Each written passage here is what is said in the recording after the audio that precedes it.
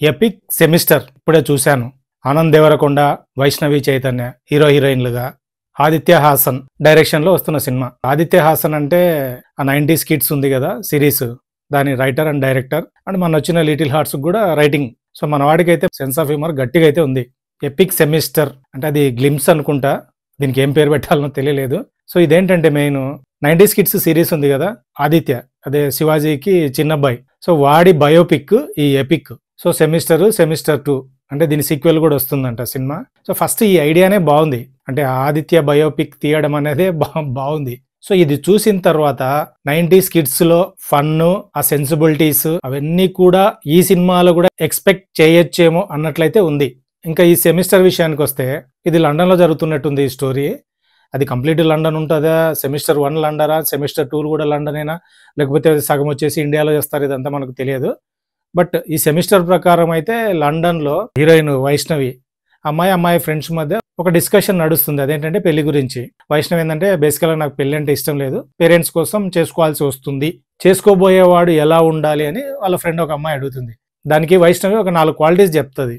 మంచి dressing sense ఉండాలి అంటూనే 90s కిడ్స్ ఆ సిరీస్ ఉంది కదా, దాంట్లో ఆదిత్య గాడిది చిరిగిపోయిన షూషు, ఆ పాకెట్కు ఆ ఇంక్ అయి ఉండడము, సో చేతికి రిస్ట్ బ్యాండ్, ఈ విజువల్ వేస్తాడు. గుడ్ కమ్యూనికేషన్ స్కిల్స్ కూడా ఉండాలంట.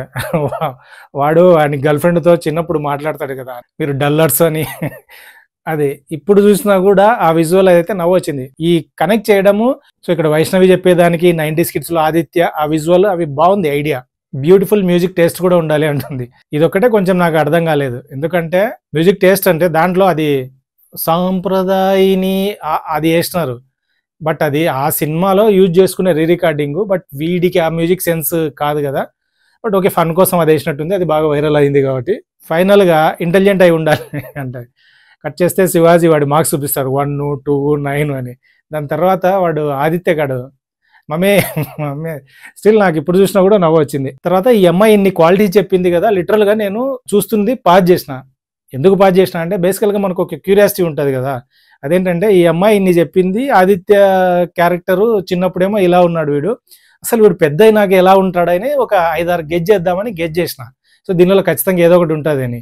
మస్తు ట్రెండీగానే ఉంటాడు, మస్తు ఊరోడన్నా ఉంటాడు, జునెడ్లో హీరో లాగానే ఉంటాడు, లేదా శేఖర్ కమ్ముల సినిమాలో హీరో లాగానే ఉంటాడు, బేబీలో లాగానే ఉంటాడు, రాజు వెడ్స్ రాంబాయ్లా, ఇలా రకరకాలుగా లేటెస్ట్గా వచ్చిన సినిమాలన్నీ గెజ్ చేసిన. ఇలా ఇలా ఇలా ఉండొచ్చు.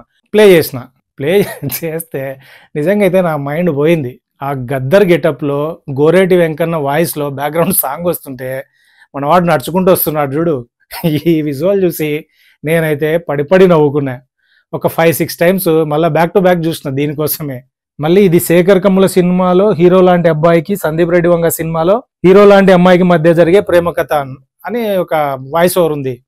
ఇది కూడా మస్తు కాంట్రాస్ట్గా బాగా అనిపించింది. ఎందుకంటే శేఖర్ కమ్ముల సినిమాలో హీరోలు ఎలా ఉంటారు, ఏడుపు వస్తే ఏడుస్తారు, అంటే మిడిల్ క్లాస్ అబ్బాయిలు చాలా సెన్సిబుల్గా, చాలా సెన్సిటివ్గా ఉంటారు వీళ్ళు. సందీప్ రెడ్డి వంగ సినిమాలో హీరో క్యారెక్టర్లు ఎలా ఉంటాయి, వైల్డ్ ఫైరే, అది మ్యాడ్ అంటే మ్యాడ్ ఉంటుంది. అది అమ్మాయి అయ్యింది, అబ్బాయి ఏదైతే ఈ కాంట్రాస్ట్ కూడా బాగా అనిపించింది. సెన్సిబుల్ అని ఎందుకు చెప్పినానంటే ఆ టైటిల్ అన్న తర్వాత బ్యాక్గ్రౌండ్లో ఒక సాంగ్ వస్తుంది, సంచారమే ఎంత బాగున్నది దీనంత ఆనందమేమున్నది, సంథింగ్ ఏదో సాంగ్ వస్తుంది. ఎంత సూదింగ్ ఉందంటే అంత సూదింగ్ ఉంది. మ్యూజిక్ వచ్చేసి హేషమ్ అబ్దుల్ వహాబ్, మన మలయాళీ తను ఇలాంటి రామ్ కామ్కి అయితే చాలా బాగుంటుంది. ఇదంతా చూసిన తర్వాత ఈ సినిమా అయితే మంచి రామ్ కామ్ మూవీ అయితే అవుతుంది అని అయితే గట్టి నమ్మకం అయితే వచ్చింది.